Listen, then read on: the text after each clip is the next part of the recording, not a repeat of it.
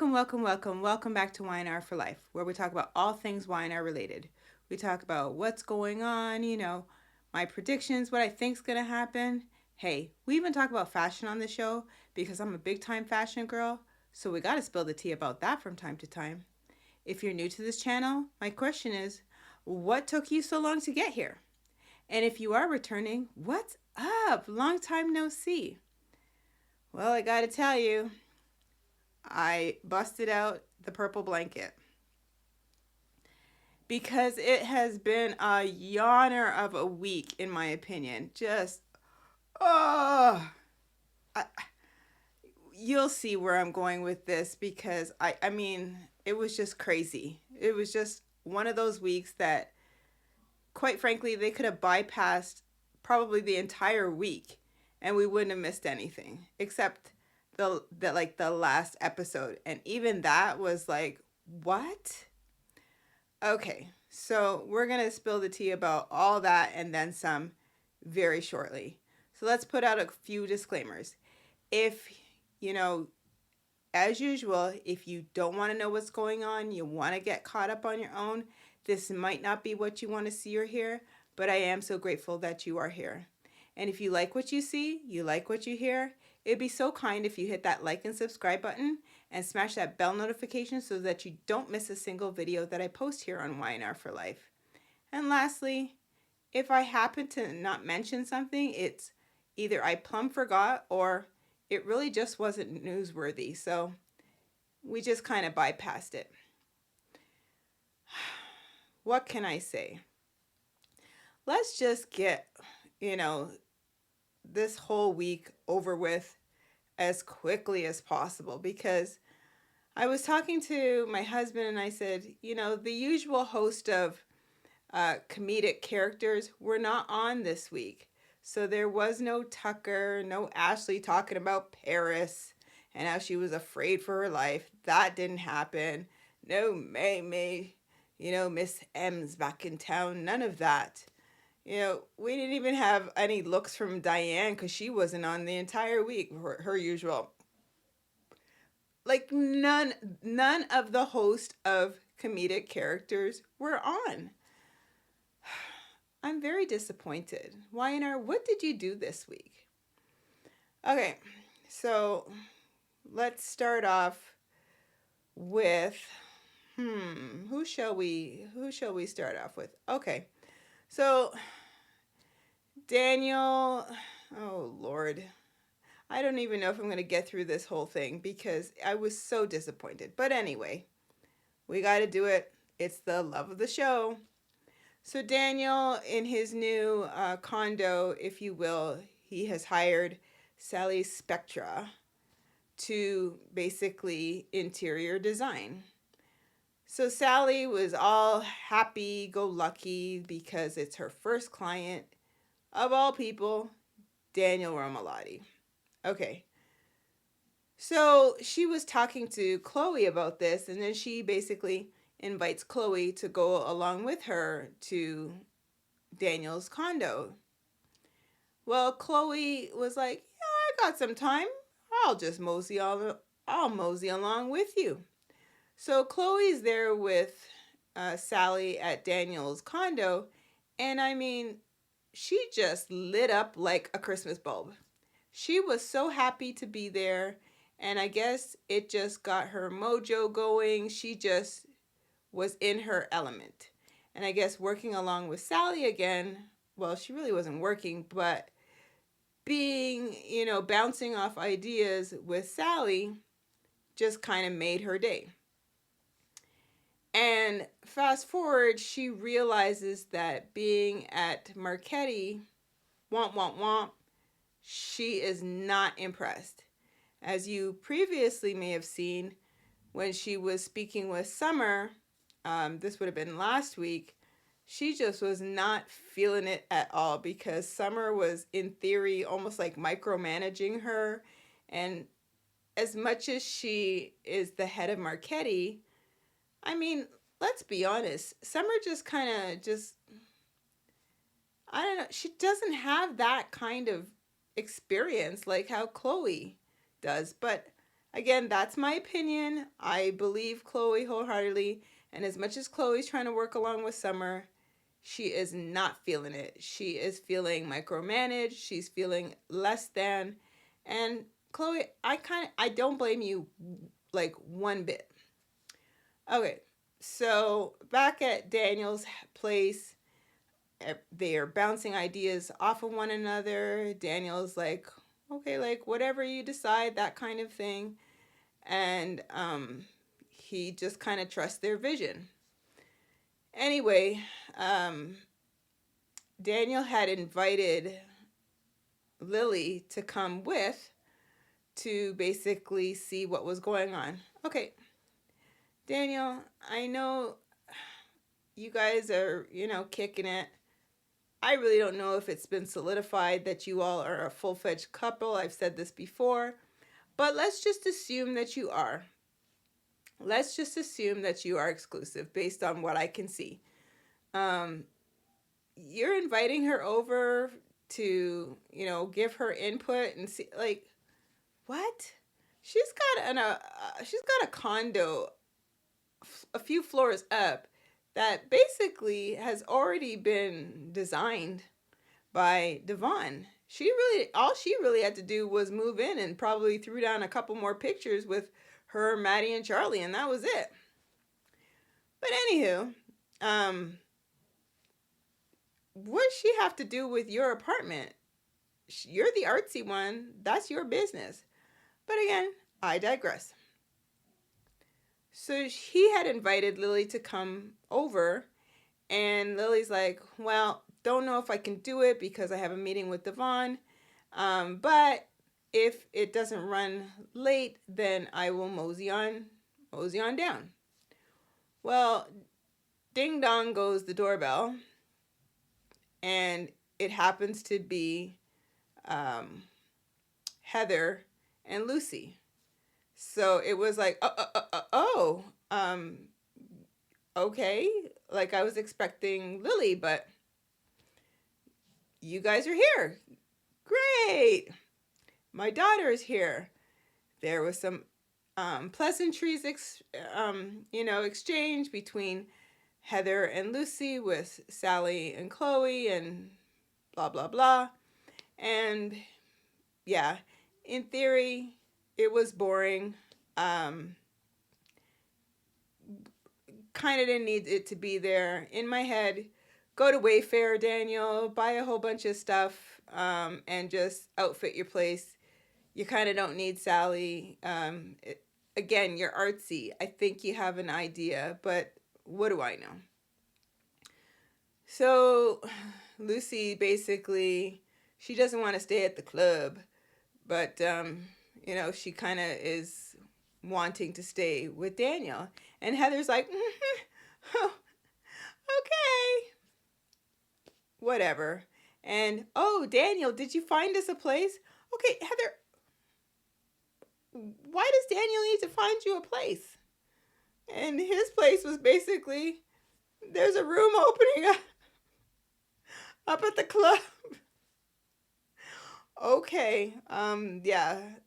So she's like, yeah, Lucy doesn't really want to stay at the club. And no, Mom, that's okay. It was all over the map. It was all over the board. Again, didn't need to be there. This is why I have the purple blanket for this, because just a snore fest. Anyway, fast forward, Lily ends up showing up only to see Daniel, Heather, and Lucy almost like one big happy family in his condo. And of course, Lily is like, oh, okay. So, side note, Lily is sitting back saying she doesn't have a problem with this. The fact that Heather is in theory back in town. But I feel as though that there's this part of Lily that it's just needling her. I also believe that the fact that Daniel keeps bringing it up, like if he is scrubbing a tub, it's just like back and forth and back and forth and like every minute. Well, I hope you don't have a problem that Heather's back in town. I hope you don't have a problem that I'm living like a couple, floors down from you. I hope you don't have a problem that Heather's back in town. I hope you don't have a problem Heather's back. Like he's constantly going on about this and giving it like fuel to basically tick Lily off. What are you doing, Daniel? Maybe you're the one that's insecure and you know that you may slip and fall. I'm just saying. I believe this prediction. He is going to slip and fall. Where Heather is concerned, Heather is going to lap it up like nobody's business, and Lily will end up getting hurt. I see this coming. It is what it is. Okay. So moving right along to Phyllis, and Danny Romalotti. Okay, like I said before, Phyllis is hot on Danny's tail. She is like probably going, I haven't been with a man for quite some time since, really, I think it's been since Nick. And, well, no, after Nick, it was Jack, very briefly, because that lasted all of a hot second. And then you can't count Jeremy Stark because nothing happened where those two were concerned. So, yeah, she hasn't had a man for a little while. And, yeah, Danny, I guess you're the next one in line. Now, I know that Danny's like, yeah. And he's trying to keep his distance because he's got his eye on Cricket. Where this was probably the funny part, where at one point in time, Phyllis is talking to Danny, and this is at Neil's Jazz Lounge, and she keeps calling her the bug. Oh, I get it. The bug is back. And yeah. So Danny's like, I really wish you would stop calling her that. Oh, okay. I can stop calling her that. And Phyllis was choking out to say Christine. Yeah, Christine? Hey, even I get a chuckle over the bug, but that's just me. And she's like, Danny, I really have changed. I am trying to change, and you got to give me credit for that. Anyway, once again, she's hot on Danny's tail, and she's doing the most to try and, insinuate herself into his life as it pertains to be a couple, I'm assuming. But Danny, as I said, he's got his eyes set on Cricket, and yeah. So at one point in time, he said that he had dinner plans, but it was with Daniel and Lucy.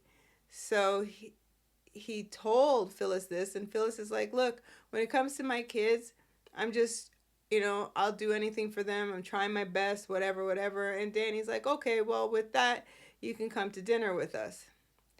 Fast forward, plans went awry, and Daniel canceled. Apparently, we didn't see this, but he canceled. And basically, Phyllis was now left without dinner plans. She then tries to get Danny to go out to dinner with her. Like, doesn't mean we can't eat together.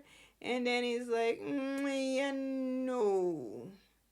Because somewhere in there, he ends up making plans with Cricket to go out for dinner. And yeah, that was interesting. Rock on, Danny. Just rock on. See how I did that? Okay. Well, within that time, we learn of Chance. Do-gooder Chance. Chance got shot. I don't know what to tell you. Again. Like, okay, Chance, you are supposed to be the new chief of police, which means you should be giving directive, you should be behind the desk, like you're not supposed to be like out on, stakeouts and whatnot. Like, what are you doing? Paul never got himself into that kind of mess. And apparently, like, it was some jewelry heist, and he ends up getting a bullet, you know, to the chest. Didn't damage any major, organs, arteries, whatever, but he still got shot. Again. So Nina finds this out. And side note, okay, when Nina got the information, she got the phone call that Chance is in the hospital, he got shot. She was with Cricket at the time. The two of them raced down to Memorial. And my thing is this nurse that was there, she just gave a lot of information to people that she really didn't know who they were. Because why is it that they rush in? This is Cricket and Nina. And Nina's like, where's Chancellor? And then the nurse is like, yes, the new chief of police. He's in over there in that room. Da, da, da. I'm like, you didn't find out who she was, and you just let her go? Okay. And then Cricket, she's like, yes, can you tell us the prognosis? Like what's going on? And the nurse just gives her this information again. I was like, wait a minute. That could never happen. Okay, there was another part of this whole hospital mess that just, I was like, well, that's weird. Okay, so Elena, which, let me do a side note again, her hair just looked terrible. Bring back, you see how she is on the opening credits? Bring that hairstyle back. Because this hairstyle, what she got going on there, ooh, that aged her something fierce. She did not look good at all. I almost didn't recognize her until somebody was like, Elena. I went, oh, that's Elena? Yes, it was. But she looked just awful. No. You can't do that to her. Please, change her hair right on back. Alrighty. So, at some point in time, Elena says to Cricket, Nina, and Sharon happened to be there because she ended up getting the call as well. So she tells them, ladies, like, Chance, nothing more than you could do. Just leave him alone. Go get something to eat, or, go home, take a rest. You look terrible. And they end up leaving. Well, just comes in is Summer, because Summer heard about Chance being in the hospital because Sharon got the call at the coffee house and said, Chance is in the hospital. He got shot. Summer was there. Chloe was there. And Chelsea was there. See? It was just, I'm telling you, like, I can't even keep track because it was so boring. Okay. So back to the craziness at the hospital. So Summer ends up at the hospital and bumps into Elena and's like, can I see Chance? She's like, oh, I didn't even realize you guys were that close. Yes, we've become friends since my mom and blah, blah, blah. There's Elena. Go right on in. Stay as long as you want. I was like, wait a minute. So his mom was there and you ushered her away. His girlfriend, aka Sharon, was there and you ushered her away. But Summer comes in and stay as long as you want. He could use the company. What? Okay, Elena. Maybe your hair's gotten to you or something like that. Maybe it's a little too, bedraggled, because why would you let her stay there as long as she want? Like, to the point where she's there, almost like Tucker last week with his and she's sitting there going oh Chance, oh. Well, doesn't Chance end up waking up and Summer's sitting there? Who is laying in the wings watching this all go down? Sharon. Which couldn't be surprised about that. And Sharon, why haven't you said something to her? I mean, you can clearly see what's going on.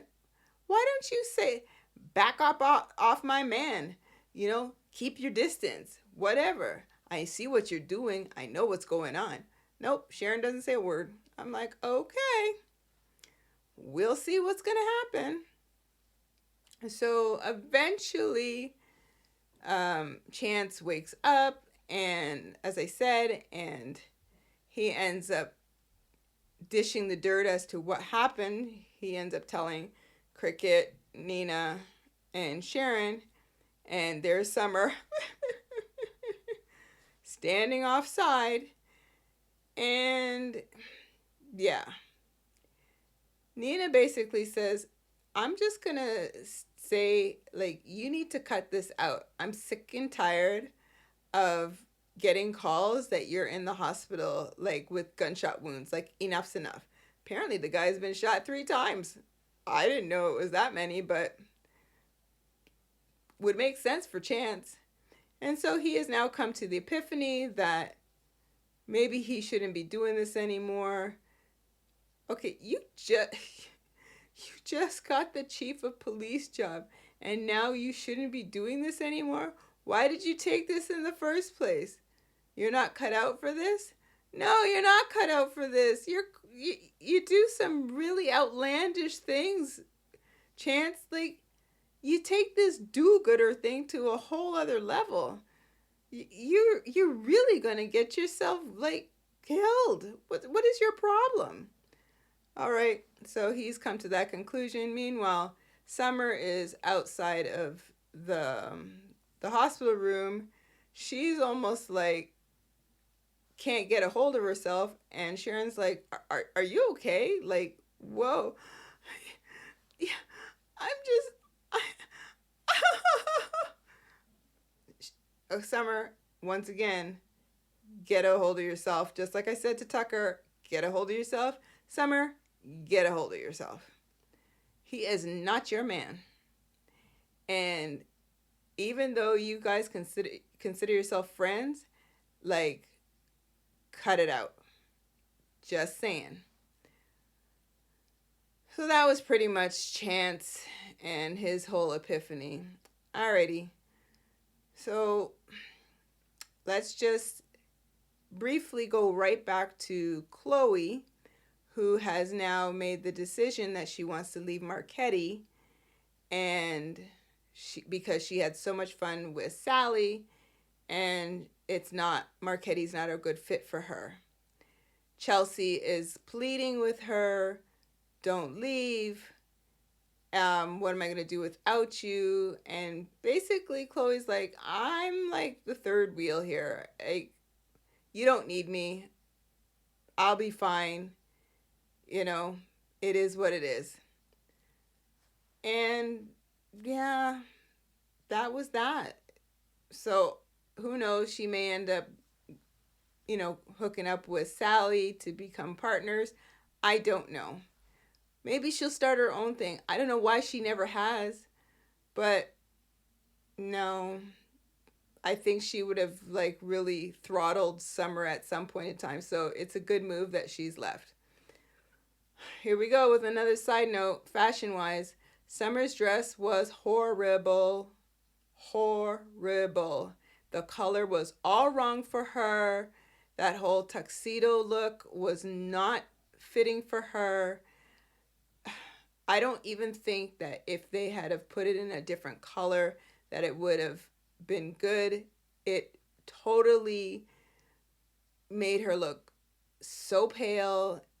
However, I will give her plaid, her thin plaid print coat, I will give her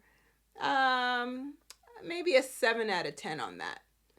It picked up some of the peachy pink from her dress, and it had like nice fall like browns, cafe au lait, toffee color in it. But yeah, that dress was all sorts of wrong on her. Uh.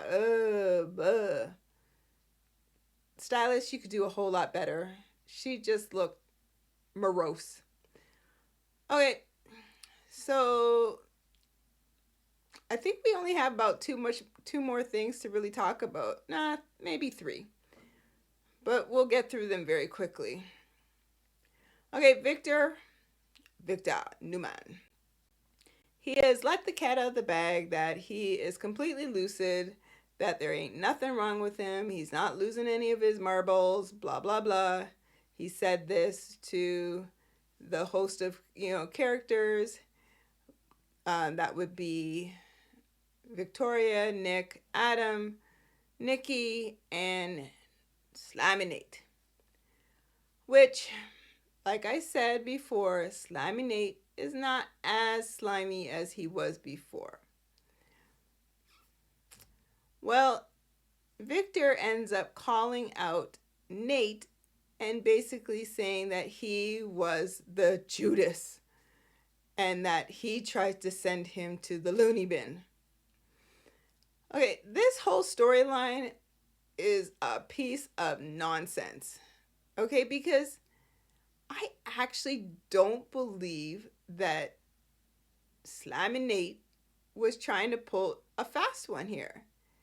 Like he said, if anything, he was trying to get Victoria to get back into the CEO position to, where he knows that she wanted to belong, but he had no intentions of trying to, get himself into the position of COO.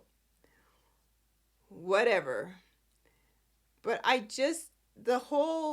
what Victor was doing, and then he was like, Adam, I was leaning towards you, but it wasn't you. And then he's like, I have it on the phone here. The fact that you called the loony bin. What? Victor, what? A phone call? Enough. And then there's Nikki, like, I'm thinking, Nikki, what? Okay, yeah, so Nate got fired. Like, he got fired real quick. And wasn't me, but when he decided to go, like he was allegedly leaving the building, it wasn't me that the elevator took forever to get to the floor, like forever. So much so that Victoria came storming out of the office and was able to have a full-fledged conversation with Nate, waiting for the elevator to come. And he was like, I just knew it. Like, you didn't defend me, and it just proves where your loyalty is. And like, you threw me under the bus, and you didn't say anything. And what is that? And of course, Victoria was just like, no, I still believe you that you didn't do anything. Yet, at some point in time, she says to Nate, are you sure that there wasn't a part of you that, wanted me back there, but you had your eyes set on the COO position? And he was like, no. Whether he did or he didn't, I still don't believe that he was up to anything nefarious. Like, I don't know. Victor just went off. And that thing was so back and forth. Like, it was just like a swing, back and forth, back and forth. And now that he has Nate out of the position, he wants Nicholas to take over. And Nicholas is hemming and hawing all over the place that he's not sure, which he'll probably go back, because he basically was talking to Sharon about this. He'll probably go back, maybe to try and keep an eye on Adam, who, by the way, ends up saying to Victor, all on his lonesome, that, oh, by the way, since we're like spilling truth bombs here, the truth is that when I said that I wanted to start from the bottom, that was a lie. I swear this was like Maury Povich. That was a lie. And are you kidding me? Like, why would I want to start from the bottom when I have had multiple, positions of power, and like, why would I want to do that? And I thought about it, but I just, the thought of losing you was kind of like really real, and I didn't want that.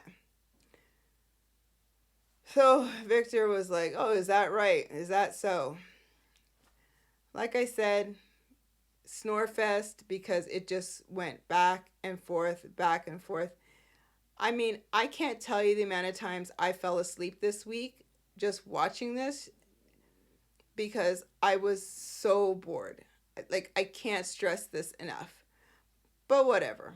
That was me.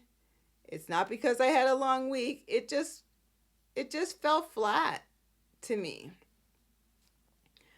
All right. So at one point in time, Victoria wanted to speak with Nate, and this was after he finally got down the elevator and found his way to, I think it was I think it was Society Club, doesn't matter. So anyway, he ends up ignoring that message, and he ends up answering Devon back, because Devon and Lily had a conversation about potentially bringing Nate back to Chancellor Winters. Not in the position that he held, but being that it's a family company, to bring him back and kind of let bygones be bygones. And Devon, whoa, out of left field, decides that he has a little bit of a change of heart, that maybe he can try. Wasn't it just like 2 weeks ago, when, maybe 2 weeks, maybe 3, when Nate was trying to tell you about, when you were asking questions about Aunt Mamie, and Nate was trying to tell you, and then you're like, oh, you gonna be like that? Is this the way you're gonna be? So you basically treated him like scum. I'm not saying that you shouldn't have some sort of animosity towards the guy. I mean, rightfully so. He basically dipsy doodled with your girlfriend at the time, but she was a willing participant. Just saying. And you ain't squeaky clean yourself there, Devon, after what you and Abby did to Chance. Just saying. And Amanda, but whatever. So, yeah, Slimy Nate decides to answer Devon back, because Devon was like, can we meet? And he's like, just tell me time and place and whatever. They meet up, have conversation, and he's being kind of ominous. This is Nate, about how his day went. Again, he had just gotten fired. Victoria saunters in, and they have like a few words, and Devon's like, oh, okay, you guys handle whatever you need to handle. I'm out. And he's like, but we made progress here today, didn't we, Nate? Nate didn't say anything, and he just toggled off. So that kind of left Victoria and Nate to have this conversation, but she was stalking him like, I don't know. Let's move right along. Again, it was what it was. All right, so lastly, the left field. Again, instant headache. Let me center myself. Claire, whatever her last name is. So Claire basically comes in, interrupts whatever conversation between Nikki and Victoria, to basically say that she had some disturbing news, that her aunt basically hurt herself. I don't know, hurt her leg or whatever. And she's got to get back to see her. And Nikki's like, "Oh, that's great. No, do what you have to do, blah blah blah." Somewhere in there, Nikki was going to go wherever her sister Casey is to spend a little bit of time with her because she hasn't seen her in years. When did this happen? Like this whole, I have no idea. So Claire is like, yeah, I need to get back to wherever the Dickens, her aunt is. And so Nikki offers to basically take her on the private jet with her, but that she would book a commercial flight when she's ready to come back, after she kind of tends to her aunt.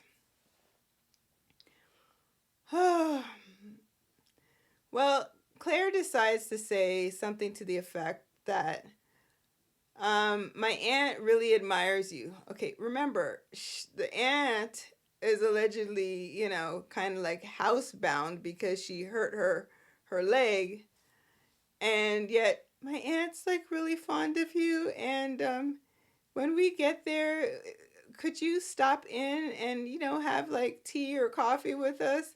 And yeah, because she'd really like that and really appreciate that. Nikki, whoa. Nikki's like, okay, but I can only stay for a little bit because I've got to be on my way to go see my sister. Okay, what's your thoughts? Who do you think? Do you think there's an aunt? And if so, who is it? Dum dum dum. I don't know. I have no idea. Is it Casey? Like, has Casey gone loopity loop? I'm confused. Again, this whole storyline just came out of left field. Why it's in the show, I have no idea. And if anything, can we just like get rid of this real quick? Because I am not feeling it. I just don't get it. So we're going to see what happens next week. Yeah, once again, your opinion, was it a bit of a snore fest this week? For me, it was. Again, I'm only giving you my opinion, but chime in if you like. I think that it was that way. Hate to be redundant, but I'm only hoping and wishing and praying that next week will hold a lot more, oomph versus the sleepy week we had this week. So if you have stuck around to the end of this video, I really appreciate your time as usual. I love you lots. And again, don't forget to hit that like and subscribe button if you like what you see and you like what you hear. And again, share, share, share. Why? Because sharing is caring. At least I like to think so. So again, it's been a blast as usual. Sorry, don't have much more for you. I wish there was more antics that went on, but there wasn't. Womp, womp, womp. This week, bomp, bomp, bomp. So let's see what next week holds. All right, guys, you take care. Bye.